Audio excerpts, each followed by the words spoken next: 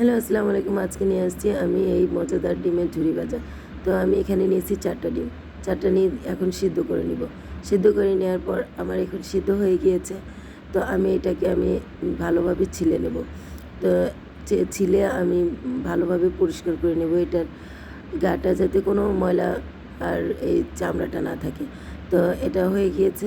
এখন আমি এটাকে ঝুরি করে নেব। আমি ঝুরি করে নিচ্ছি এটাকে।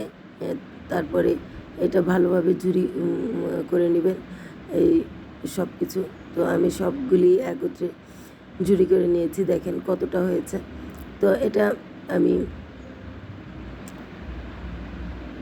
এই দেখেন আমি ভালোভাবে দেখাই দিচ্ছি, একদম ঝুরি হবে এরকম, একদম সেমাইয়ের মতন। তারপরে আমি কড়াইয়ে তেল নিয়ে নিচ্ছি।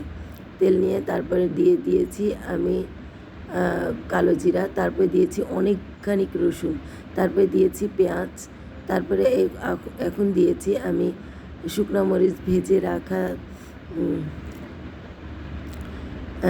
লবণের সাথে আমি চটকে নিয়েছিলাম, ওটা চিলি ফ্লেক্স বানিয়ে পরে এটাকে দিয়ে দিয়েছি। তারপরে এখানে ভালো করে সব কিছু লাল লাল করে ভেজে নেব। তারপরে দিয়ে দিব এই ডিমের ঝুড়িটা। তো আমি এই ডিমের ঝুড়িটা ভালোভাবে এটাকে দেখেন আমি ভালোভাবে এটার সাথে মশলার সাথে যাতে মিশে যায় এইভাবে আমি ভালো করে নেড়ে নিচ্ছি। তো এটাকে আমি আর একটু ভালোভাবে নেড়ে নেব, একটু হালকা হালকা ক্রিস্পি হবে।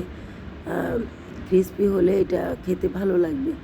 তো দেখেন আমার এটা হয়ে গিয়েছে, মশলার সাথে একদম ভালোভাবে আমি মিশিয়ে নিয়েছি। তারপরে এখন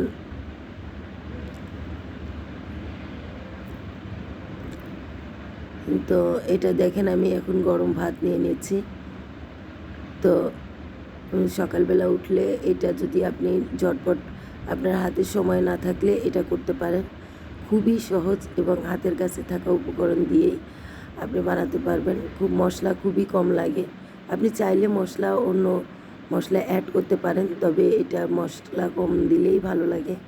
তো এটা হয়ে গিয়েছে। কেমন লাগলো? আল্লাহ হাফেজ।